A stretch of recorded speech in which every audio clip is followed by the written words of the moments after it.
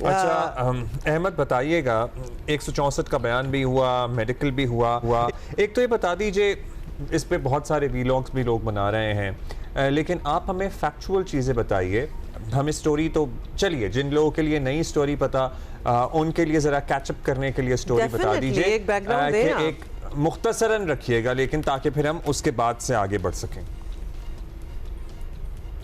शुक्रिया अब्दुल्ला। देखिए, ये मुख्तसर नहीं रखूंगा कि इसमें जो दो खवातीन हैं उनको सिर्फ मजीद इसलिए बुलाया गया कि मजीद इसमें इन्वेस्टमेंट करनी है कि आप यहाँ पे आए। उनको लोअर किया गया, राग़िब किया गया, एम्बेसी से वीजे लगवाए गए। जी, वीजे लगवाए गए, उनको बुलाया गया, यहाँ पे इन्वेस्टमेंट के लिए बुलाया गया और बुला के फिर उनके साथ एक क्राइम किया गया, उनको अगवा किया गया, उनके साथ रेप किया गया और उसके बाद फिर जब उनको गायब करने की कोशिश की जा रही थी या कहीं ले जाया जा रहा था, ये तो अचानक अगर उनकी गाड़ी एक आने वाली सामने वाली गाड़ी से हिट ना होती तो वो अच्छा, कभी मेडिकल जो हुआ है इनका, होना था। कहाँ हुआ इनका मेडिकल, और उसमें क्या रिपोर्ट आप लोगों से शेयर की है पुलिस ने, या अस्पताल की जानिब से रिपोर्ट शेयर की गई है? देखिए, उसमें मेडिकल इनका हुआ है, लेकिन मेडिकल में सिर्फ एक जो है ना खातून स्टेफनी, उसके साथ ज्यादती साबित हुई है। जो एस्टर्ड है उसके साथ कोशिश की गई है। देखिए, इसमें एक के साथ ज्यादती साबित हुई है। अहमद फराज प्लीज जरा थोड़ा सा 2 स्टेप्स पीछे जाएं और ये बताएं क्या बिजनेस करती थी, किस इन्वेस्टमेंट के लिए इनको, और क्या इन लड़कों की जो के जिनके नाम सामने आ रहे हैं, ये ऑलरेडी इनसे मुलाकात कर चुके थे पहले, कोई इन्वेस्टमेंट इनकी ऑलरेडी चल रही थी जिसकी वजह से इन्होंने इनको लाहौर बुलाया? यूरोप में कोई 6 माह कबल इनकी वहां पे एक बिजनेस कॉन्फ्रेंस में मुलाकात हुई थी। क्रिप्टो करेंसी के मुतालिक एक बिजनेस कॉन्फ्रेंस थी, वहां पर इनकी मुलाकात हुई और वहीं पर इन्होंने अपनी इन्वेस्टमेंट की। रजा डार वगैरह ने लाखों डॉलर्स की। आपको याद होगा 6 माह पहले हमने भी ये खबरें दी थी कि एक आला सियासी शख्सियत के रिश्तेदार का लाखों करोड़ रुपया डूब गया है, तो ये वही था, रजा डार ही था। इन्होंने इन्वेस्टमेंट की हुई थी, इसीलिए इन्होंने उस इन्वेस्टमेंट जब इनको नुकसान हुआ तो इन्होंने उनको जो है वो बातों में लगा कर इनको पाकिस्तान बुलाया और पाकिस्तान बुला के इन्होंने फिर ये क्राइम किया। देखिए, सबसे अहम बात यह है, ये जो केस है ये रेप का केस है। जिस तरह मोटरवे रेप केस दहशतगर्दी में चला था, दहशतगर्दी कोर्ट में चला था, इनको ये केस दहशतगर्दी कोर्ट में लेके जाना चाहिए था। इनके बहुत लो पोल्स है, ये कहीं ना कहीं पर उनको बचाने की पूरी कोशिश कर रहे हैं। देखे मुद्दा इन्होंने गायब कर दिया, उन खवातीन को इन्होंने क्यों भिजवा दिया है?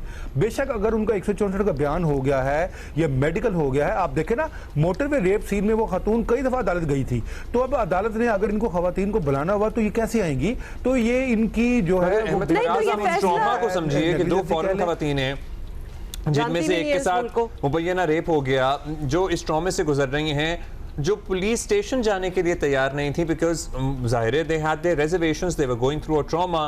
उनको पहले राग़िब किया कि वो मेडिकल करा लें, फिर अपना बयान रिकॉर्ड करा लें, उसके बाद उन्हें रखना कितना पॉसिबल था क्योंकि they wanted to get out of Pakistan as soon as possible. और ये किसका फैसला था कि उनके साथ जो केस फाइल होगा वो तो उसमें दहशतगर्दी की दफात नहीं होंगी?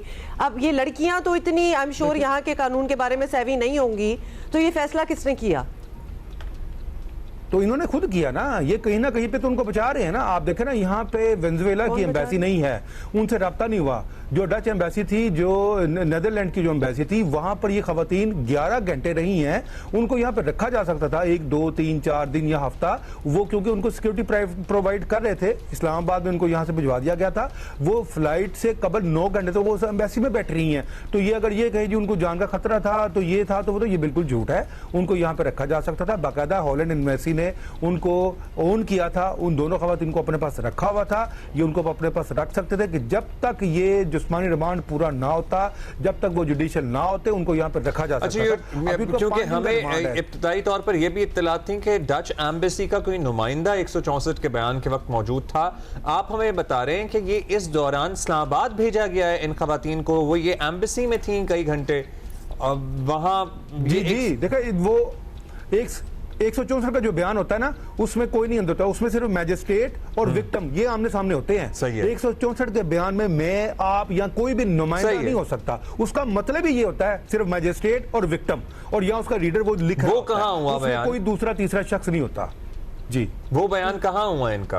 क्योंकि वो तो जाहिर है वो एक अलग मामला है। वो मैजिस्ट्रेट साहब भी नहीं ले रहे थे, वो मैजिस्ट्रेट जो थे लोकल जो मैजिस्ट्रेट थे उनके अदालत में हुआ है, और फिर उसके बाद इस बयान को बदलने के लिए ही तो SHO गया है मैजिस्ट्रेट के घर रात को 2:30 बजे। जी, इसका भी तो पता है ना आपको। जी, बिल्कुल 2:30 बजे उसके घर गया है, उसके घर घुस गया है। जी, उसके घर घुस गया है, बाकायदा उसको कहा जी ये हमारा नया ये है पेपर है, इस पे आप साइन कर दो। उसने कहा जी मैं क्यों साइन करूं? उसने कहा कि दूसरे फोन पे एसएचओ ने कहा कि इस फोन पे आप डीआईजी ऑपरेशन से बात करें। उसने बात नहीं की, उसके बाद वो वहां से आ गया और आपको पता है ये मुकदमा दर्ज हो गया। जुडिशरी ने इस एक्शन को बहुत बुरा बनाया है। उस मैजिस्ट्रेट जो है उनकी मुद्दत में डीआईजी उस मुकदमे में एसएचओ को खिलाफ मुकदमा दर्ज किया गया 452 का कि उसने ट्रेस पासिंग किया, घर में घुसा है और उसमें बाकायदा लिखा हुआ है कि उसको फोर्स किया गया कि डीआईजी ऑपरेशन से बात करो, वो फोन लाइन पे है। आप देख रहे हैं जब इस हद तक ये कुछ कर रहे थे तो ये किसको ये कहानियां सुना रहे हैं कि मैडम ने एक्शन लिया, ये है वो है। बात ये नहीं है।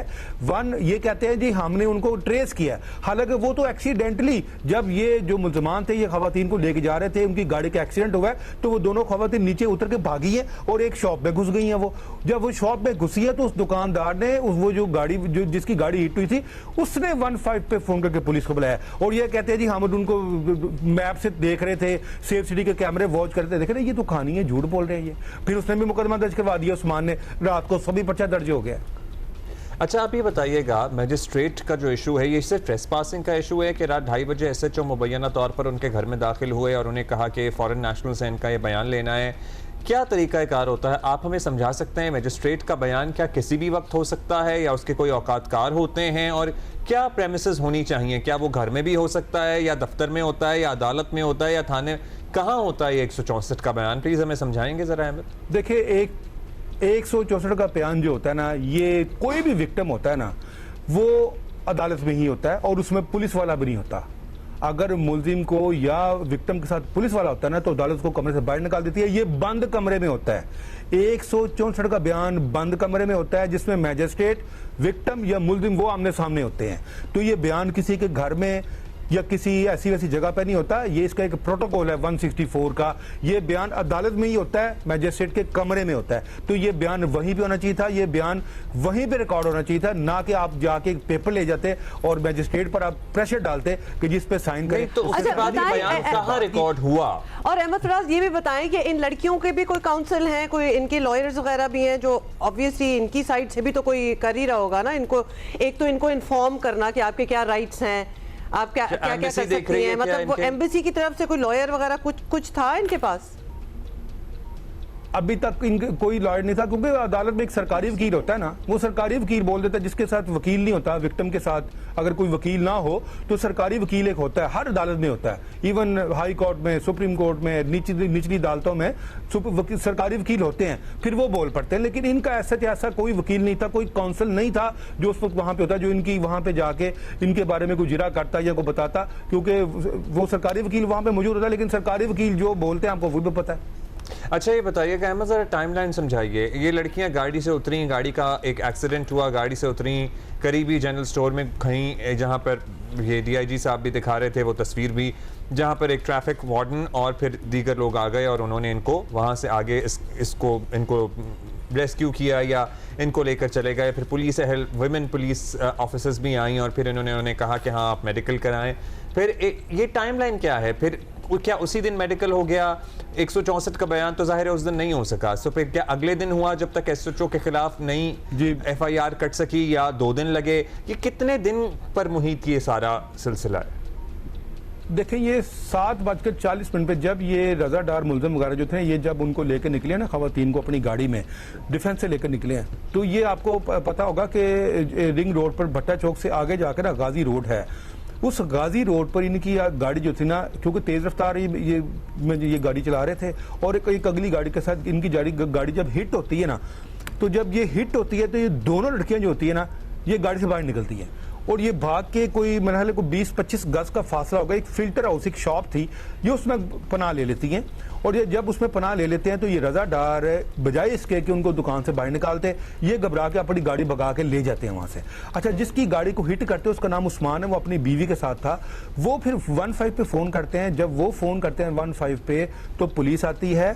जब पुलिस आती है तो पुलिस जब इनसे पूछती है तो फिर ये अपनी कहानी बताती है कि जी हमें 3 दिन पहले 29 तारीख को इस तरह रजादार जो थे उन्होंने अपने बुलाया था, हमें बाकायदा एयरपोर्ट से रिसीव किया गया, हमें इस्लामाबाद लेकर गए और अब हमारे साथ जो है इन्होंने ये ज्यादती कर रहे थे, ज्यादती की है और हम हमसे तो उन्हें तवान भी लिया। तब ये वहां पे ब्रेक हुआ है सब कुछ कि ये खवातीन वो हैं जो 4-5 दिन से मिसिंग थी। उसके बाद फिर ये पुलिस यहाँ पे पहुंची है, फिर उसी दिन मुकदमा दर्ज हुआ है। उनके मुकदमा दर्ज होने के बाद फिर रात को उनका मेडिकल करवाया और जो तो इनको 64 का बयान था वो फिर दूसरे दिन उन्होंने करवाया अदालत में ले जाकर इनको। अच्छा, अब अहमद फराज ये बताएं कि अब ये केस आगे कैसे जाएगा? लड़कियां तो निकल गई हैं पाकिस्तान से, वो तो चली गई हैं, केस स्टिल देयर, ये इनको अरेस्ट भी किया होगा, क्या आप फोर्सी कर रहे हैं कि आगे ये केस किस तरह चलेगा?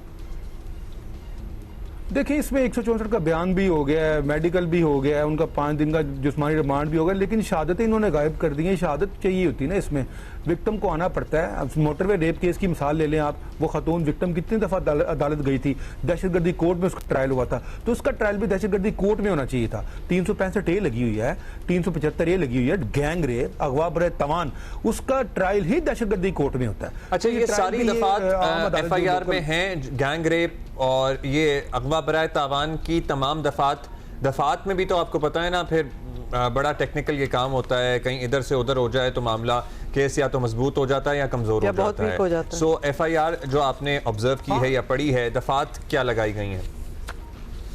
365 ए लगी है और 375 ए लगी है, वो एक गैंग रेप। अगर अकेला बंदा हो, अकेला मुलजिम हो तो सिर्फ 375 होती है, अगर उससे ज्यादा हो तो फिर ए, यानी कि 2 से ज्यादा मुलजिम होते हैं। और इसी तरह 365 ए लगी है अगवा बरे तवान, जिसमें रैंसम मांगा जाता है। तो ये रैंसम साबित भी तो करना पड़ेगा ना, रैंसम है या नहीं है। तो क्योंकि वो कहते हैं जी हमारा लेन देन का इशू था, वो सारी चीजें जब सामने आ जाएंगी तो जाहिर है कि एक वो फिर दफा जो है वो डिलीट हो जाएगी या वो उसको खत्म करना पड़ेगा। तो ये जो केस है ये अभी तो हमें कमजोर लग रहा है। बेशक ये कहते हैं जी हमने उनका बयान भी ले लिया। Got it, Ahmad Faraz, thank you so much.